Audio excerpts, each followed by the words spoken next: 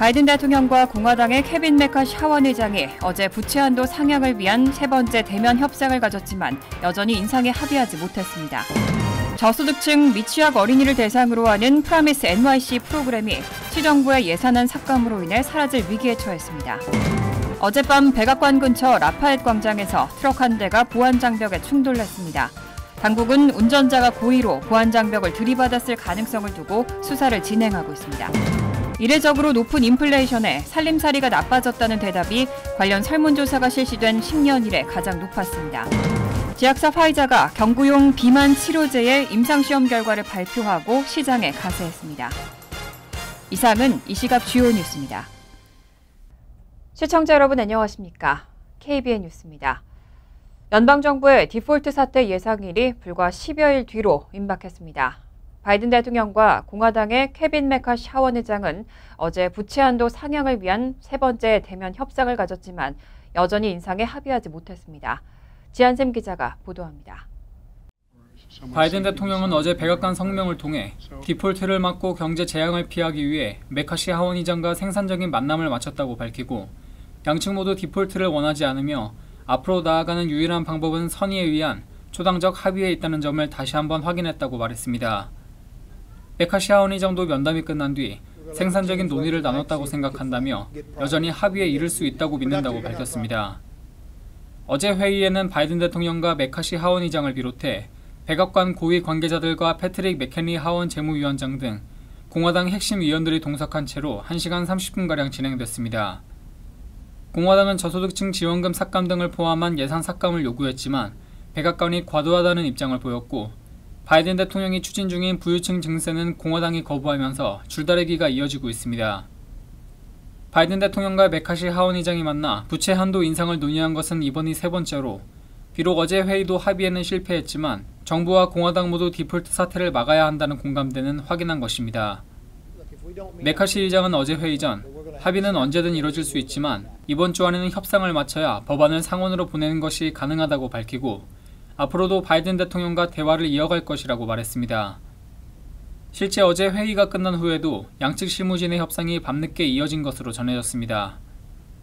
제니 옐런 미 재무장관은 어제 의회에 보낸 공개서한을 통해 앞으로 재무부가 미국 정부의 모든 청구서를 지불하지 못하게 될 가능성이 매우 높다고 경고하고 미국 국민들과 미국 경제에 의존하는 다른 나라들이 경제적으로 큰 피해를 입게 될 것이라고 주장했습니다. 재무부는 디폴트 사태를 늦추기 위해 각 정부기관들의 지출 예정을 미룰 수 있는지 알아보고 있는 것으로 전해졌습니다. KBN 뉴스 지한샘입니다. 바이든 행정부는 전임 트럼프 행정부가 실시한 공적부조 수혜자에 대한 영주권 발급 제한 규정을 공식 철회했습니다. 그런데 연방 상원에서 이런 바이든 행정부의 정책을 무효화하고 다시 공적부조 수혜자들의 이민 혜택을 제한하는 내용의 결의안이 통과됐습니다. 연방 상원은 지난주 전체 회의에서 바이든 행정부의 공적부조 규정 전환 정책의 시행을 금지하는 내용으로 로저 마셜 연방 상원 의원이 발의한 결의안을 표결에 붙이고 찬성 50, 반대 47로 통과시켰습니다. 전임 트럼프 행정부에 의해 시행됐던 반이민 핵심 정책의 하나인 공적부조 수혜자에 대한 영주권 발급 제한 조치를 공식 철회한 바이든 행정부의 정책을 무효화한 겁니다. 이 결의안은 표결에 참여한 공화당 소속 상원 의원이 모두 찬성했고 민주당에서도 조 맨친, 존 테스터 등 중도 보수 성향의 상원 의원 2명이 찬성표를 던지면서 민주당 우위의 상원을 통과할 수 있었습니다. 바이든 행정부가 지난해 발표한 공적부조 수혜자 영주권 제한 조치 철회 규정은 이민자가 저소득층 영양보조 프로그램과 메디케이드, 푸드스탬프와 저소득층 렌트 지원, 교통바우처 등 비현금성 복지 수혜를 받았더라도 영주권이나 비자 등 이민 신청에 있어서 제한을 받지 않도록 하는 방안이었습니다. 단 연방 생활보조금 등 직접적인 현금 지원 수혜를 받았을 경우에는 여전히 영주권 취득에 제한이 있을 수 있습니다. 한편 백악관은 이번 결의안이 상원을 통과한 후 성명을 내고 바이든 국토안보부의 공적부조 규정은 2019년에 독소조항들을 개정해 공적부조 혜택에 대한 명확하고 종합적인 기준을 제공하는 것이라며 결의안이 의회를 최종 통과에 송부되더라도 바이든 대통령은 거부권을 행사할 것이라고 밝혔습니다.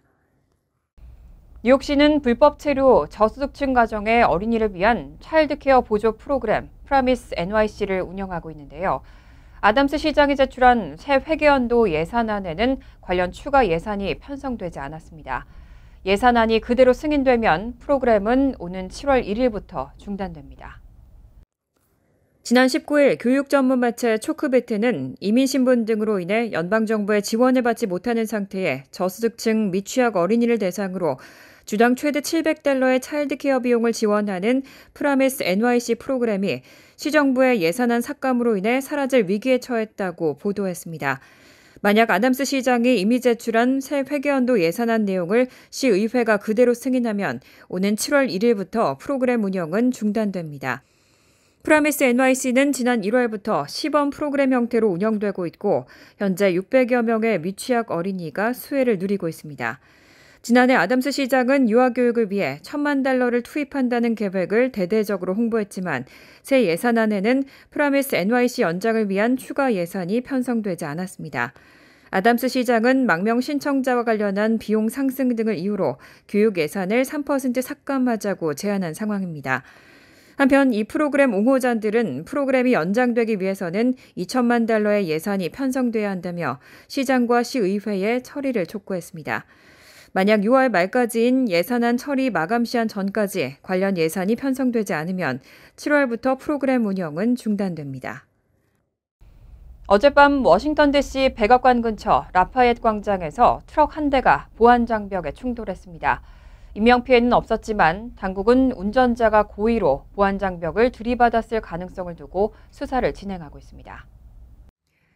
어제 오후 10시께 워싱턴 DC 백악관 근처 걸어서 2분 거리인 라파얏 광장 북쪽 지점에서 트럭 한 대가 이곳의 보안 장벽에 충돌했습니다. 목격자 진술을 인용한 언론 보도에 따르면 트럭 운전자는 첫 충돌 후에도 곧이어 보안 장벽을 재차 들이받은 것으로 나타났습니다. 운전자는 미주리 체스터필드 출신의 19세 남성 사이 비르시 스캔둘라로 밝혀졌습니다. 사건 발생 직후 현장 근처 일부 도로와 보행자 통로가 폐쇄됐고 인근 애덤스 호텔에서는 대피가 이뤄졌습니다. 비밀 경호국의 앤서니 굴리엘미 대변인은 트위터에서 비밀 경호국이나 백악관 인력 중 다친 사람은 전혀 없고 충돌의 원인과 방식은 계속 조사하고 있다면서도 운전자가 의도적으로 보안 장벽을 들이받았을 수 있다고 말했습니다. 해당 운전자는 즉시 구금됐고 경찰은 비밀 경호국의 수사 지원을 받아 운전자의 구체적 혐의를 조사할 예정입니다. 굴리엘미 대변인은 해당 트럭에 대한 수색에서 위험 요소는 발견되지 않았다고 설명했습니다. 다만 로이터 통신은 목격자 진술을 토대로 수사관들이 당시 트럭 안에서 나치 깃발을 발견했다고 보도했습니다. 보안당국은 최근 백악관 침입 등을 방지하기 위해 경호 태세를 강화하고 있습니다. 지난해에는 백악관 주변에 설치된 담장을 기존 2배인 13피트, 약 4m로 높인 바 있습니다. 어제 소셜미디어에서는 펜타곤 건물 근처에서 폭발 사건이 일어난 것처럼 보이는 가짜 사진이 유포됐습니다. 가짜 사진과 소문이 널리 퍼지면서 증시가 오전 장중 잠시 흔들렸습니다. CNBC는 어제 증시 개장 직후 펜타곤 건물 근처에서 폭발 사건이 일어난 것처럼 보이는 가짜 사진이 널리 퍼졌고 이로 인해 스탠더드 앤 푸어스 500 지수가 잠시 0.3% 하락했다고 보도했습니다. 또 당시 국채 가격도 잠시 상승하면서 투자자들이 돈을 보관할 안전한 곳을 찾고 있다는 걸 보여줬다고 덧붙였습니다.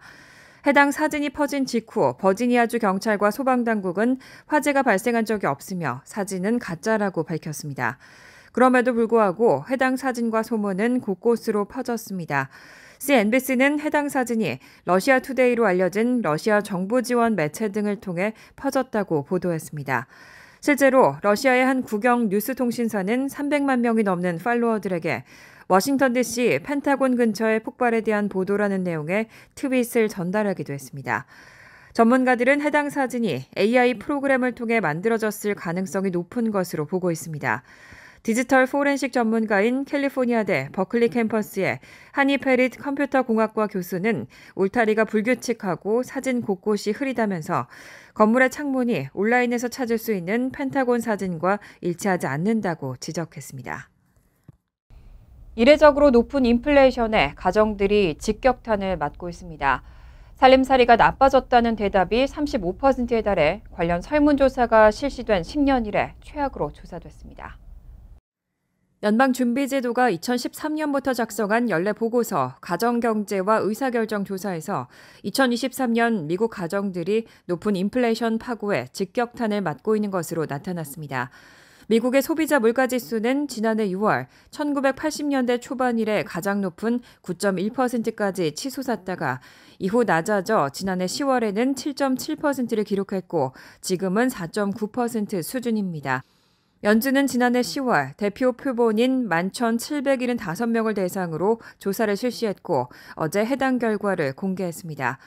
보고서에 따르면 살림살이가 나빠졌다고 응답한 비율은 35%로 1년 만에 15%포인트 증가했습니다.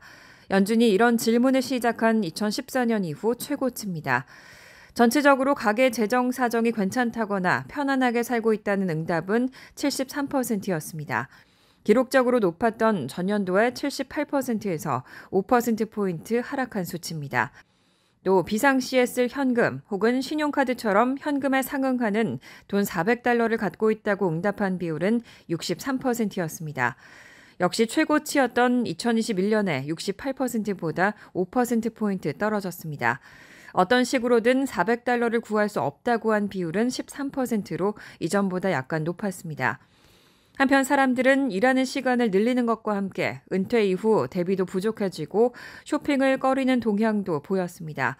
응답자의 약 18%는 수입을 더 올리기 위해 노동시간을 늘리거나 부업을 갖고 있다고 대답했습니다.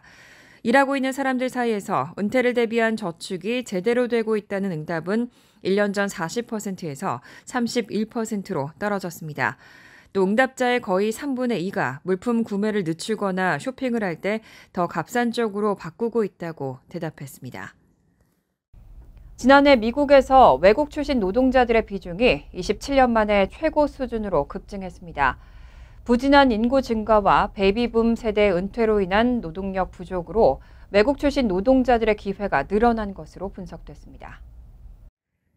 월스트리트저널은 노동부의 연례 보고서를 인용해 미국에서의 외국 출생 노동자들의 비중이 2021년 17.4%에서 지난해 18.1%로 증가했다고 보도했습니다. 1996년 이후 27년 만에 최고 수치입니다.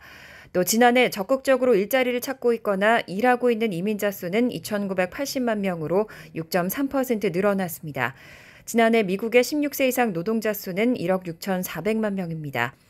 한편 노동부의 이번 보고서는 6만 가구를 대상으로 한 월간 설문조사를 바탕으로 한 겁니다. 이 수치에는 합법적으로 입국한 이민자와 난민, 학생 및 임시 근로자 등이 포함됐지만 출신 국가나 법적 지위에 따라 분류되지는 않았습니다. 월스트리트저널은 팬데믹 기간 미국의 부진한 인구 증가와 베이비붐 세대의 은퇴 가속화가 노동력 부족을 야기하면서 이로 인해 외국 출신 노동자들의 일자리 기회가 늘어났다고 분석했습니다. 최근 전체 노동시장 참여율은 증가했지만 여전히 팬데믹 이전 수준에는 미치지 못하고 있습니다. 노동시장 데이터 회사 라이트캐스트의 엘리자베스 크로프트 선임 이코노미스트는 우리가 노동력에서 보고 있는 실질적 이득은 이민자들에게서 나오고 있다고 말했습니다. 요즘 한 연구에 따르면 13세에서 17세 청소년의 95%가 소셜미디어를 사용하고 있다고 합니다. 그런데 이런 소셜미디어 사용이 청소년들의 수면 시간과 질의 저하, 또 우울증과도 연관이 있다는 연구 결과들이 잇따르고 있습니다. 비백 머시 공중보건국장은 어린이들을 보호하기 위한 즉각적인 조치가 필요하다고 촉구했습니다. 비백 머시 공중보건국장은 최근 젊은 사람들의 소셜미디어 사용이 보편적이지만 정신 건강에 미치는 영향은 완전히 이해하지 못한 상황이라며 어린이와 청소년에게 안전하다는 증거가 충분하지 않다고 경고했습니다. 이어 기술 회사를 대상으로 데이터를 공유하고 투명성을 높이며 제품 설계 시 사용자의 건강과 안전을 우선시할 것을 요청했습니다. 머시 국장은 기술 회사들이 플랫폼을 더 건강하고 안전하게 만들기 위한 조치를 취했다는 것을 인정하지만 그것만으로는 충분하지 않다며 플랫폼 사용 연령을 13세 이상으로 정했다고 하지만 실제로는 8세에서 12세 아이들 중 40%가 소셜미디어를 사용한다며 사용 규정이 실제로 시행된다면 어떻게 그런 일이 가능하겠느냐고 지적했습니다. 머시 국장은 또 소셜미디어가 어린이들에게 충분히 안전하다는 결론을 내릴 충분한 증거가 없고 부모들이 이를 아는 것이 정말 중요하다고 강조했습니다. 또 카시트나 아기용 조제 분유, 약물 및 어린이들이 사용하는 다른 제품들을 규제하는 것과 같은 방식으로 소셜미디어의 해악을 다룰 필요가 있다고 당부했습니다. 또 더 많은 연구가 필요하지만 소셜미디어가 어린이와 청소년의 정신건강과 복지에 심각한 위험을 초래할 수 있다는 충분한 증거가 있으며 특히 어린이들의 뇌 발달에 영향을 미칠 수 있다는 점이 매우 중요하다고 덧붙였습니다. 연구 결과에 따르면 실제로 소셜미디어의 빈번한 사용은 발달 중인 뇌의 뚜렷한 변화와 관련될 수 있고 사회적 보상과 처벌에 대한 민감성을 높일 수 있는 것으로 나타났습니다. 글로벌 제약업계들이 살 빼는 약을 개발하기 위해 치열한 경쟁에 나서고 있습니다. 제약사 화이자도 경구용 비만 치료제의 임상시험 결과를 발표하고 시장에 가세했습니다. 어제 미국 의학협회 학술지 자마 네트워크 오픈에는 화이자의 새 경구용 비만 치료제가 다른 제약사의 기존 주사제와 비슷한 효과를 발휘했다는 내용의 이상 임상시험 결과가 실렸습니다. 화이자는 2형 당뇨병 성인 환자 411명을 대상으로 한 이상시험에서 참가자들에게 다누글리프론 120mg 그리고 플라시보, 위약을 하루 2번 복용시켰습니다. 그 결과 다누글리프론 복용군은 16주 동안 체중이 10파운드, 약 4.54kg 감소한 것으로 나타났습니다. 다른 제약사 노보노디스크의 비만 치료제 오젬픽 3상 시험에서 참가자들의 체중이 30주 동안 9.9파운드, 약 4.49kg 빠진 것과 거의 비슷한 결과입니다.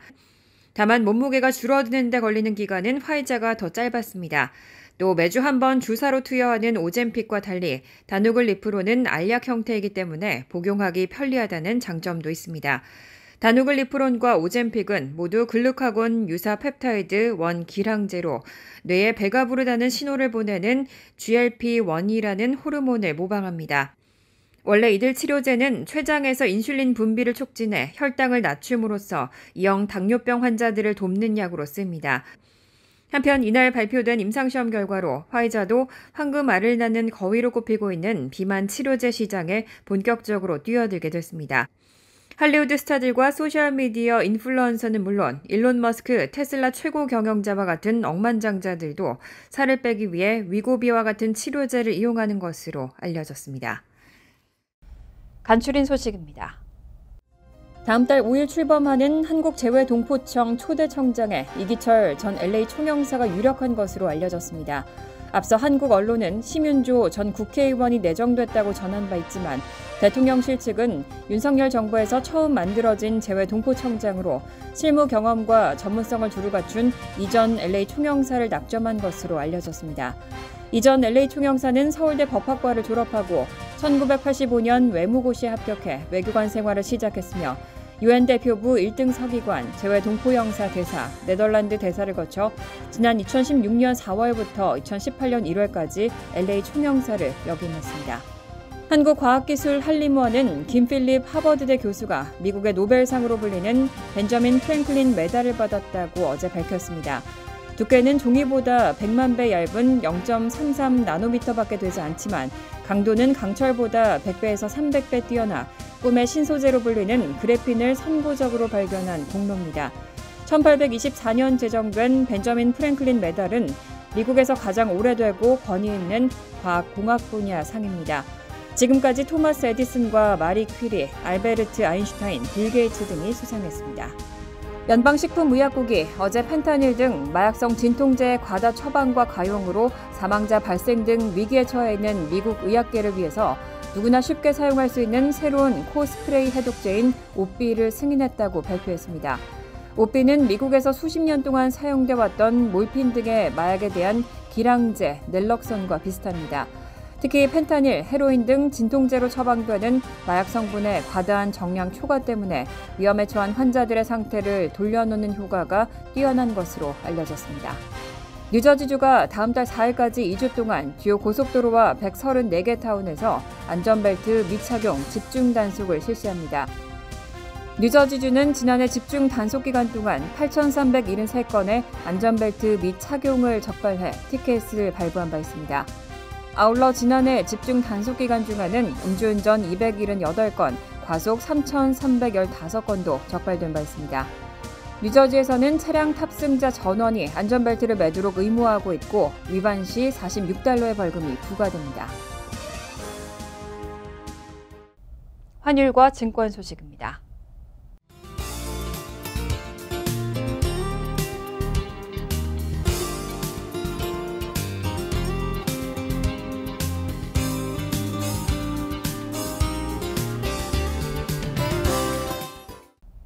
이어서 날씨입니다. 수요일은 화창하겠습니다. 낮 최고 기온은 73도, 섭씨 23도, 밤 최저 기온은 51도, 섭씨 11도로 예상됩니다. 목요일 역시 화창하겠습니다. 금요일도 화창한 날씨가 이어지겠습니다. 이상으로 KBN 뉴스를 마칩니다. KBN과 함께 즐거운 저녁 되시기 바랍니다.